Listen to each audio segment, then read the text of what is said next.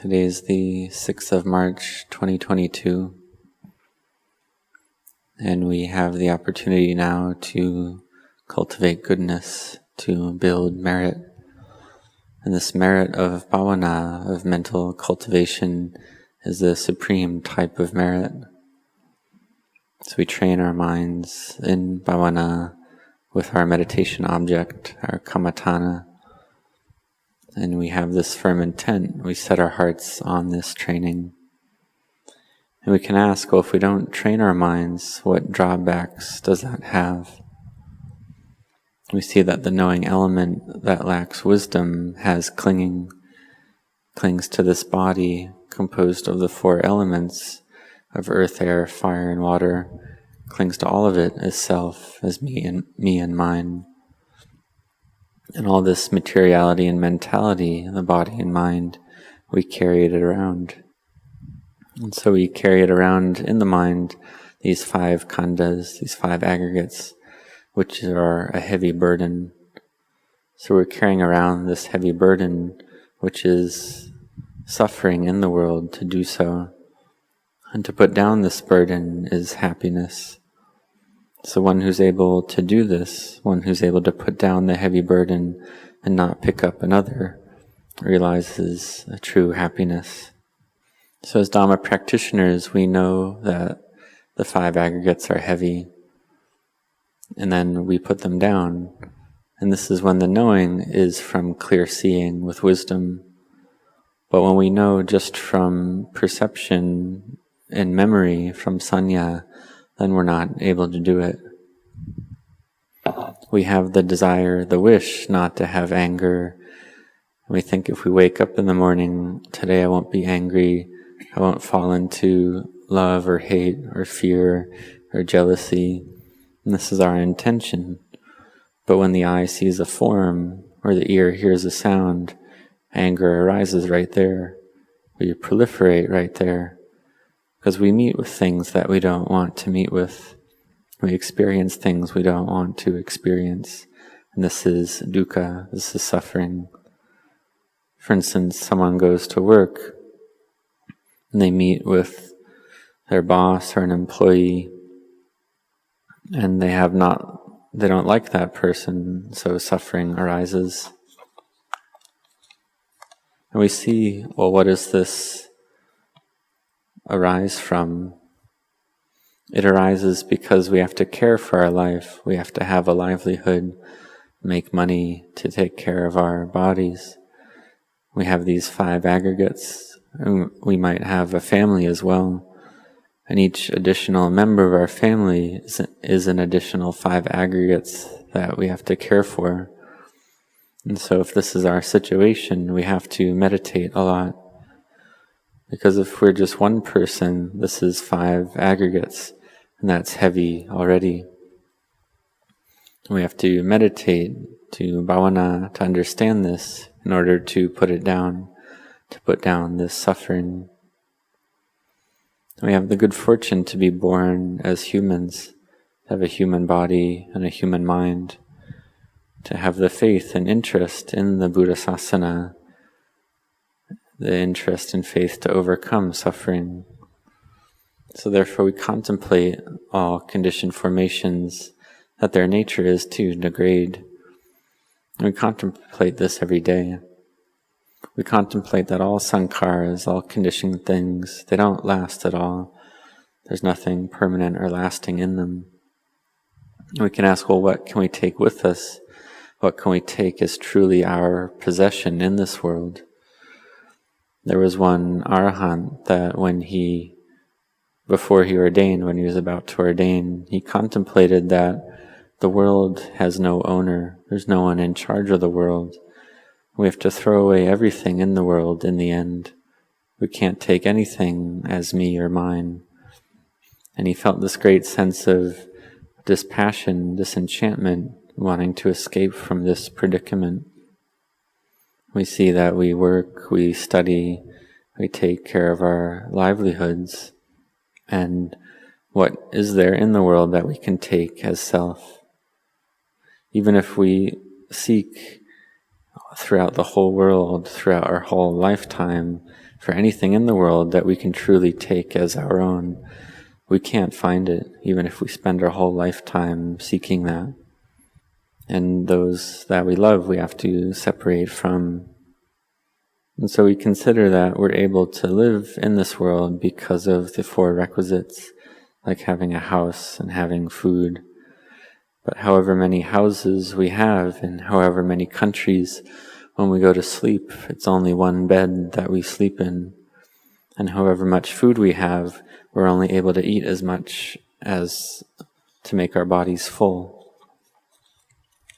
So we contemplate this with wisdom. And we contemplate that we should seek out our own minds at least sometime. So in the Buddha's time, there was one occasion where there were many individuals seeking a thief who had stolen some of their belongings, and they encountered the Buddha as they were seeking out that thief. And the Buddha asked what they were doing. And then upon finding out, the Buddha said, well, you're seeking that thief, but you can also seek your mind. Which one would be better? And they realized it was better to seek out their own mind. So we can see that the Buddha knew how to teach these individuals. The Buddha is the unsurpassed teachers of devas and humans. So the Buddha taught them, and they were interested in practicing the Dhamma, and this whole group of people realized arahantship. So we see that this is merit and parami that they built in the past, in previous lifetimes. And in the Buddha's time, there were many individuals realizing arahantship in this way. There was a novice who had a lot of past parami and merit. He had built that parami in previous lifetimes. And so even as a novice, his mind was like an adult. And so this is one example. So we see that this merit that's been built before gives results in the present. This result manifests as the paths and fruits of Nibbana. So in order to realize Nibbana in this lifetime means that one has a lot of old parami that one built in the past. We want to cut off the kilesas, realize Nibbana. This is something we feel that we must do, we really want to do. But however much merit and parami we've built in the past, we have to actually practice in this lifetime. Whether we have a lot or a little from the past, then we have to practice in the present, in this life. And so we know the way to practice already, so we should put our knowledge into practice and actually do the practice. Don't give up, don't be disheartened, but be sincere in your efforts. Firstly, have restraint with morality, with sila. And whatever moods and sense impressions enter into the mind, train the mind not to like or dislike these impressions. And when you wake up with effort. And when you eat enough. When you use the four requisites of food, shelter, clothing, and medicine, contemplate them all the time. See the drawbacks in them in order to let them go. And contemplate continuously.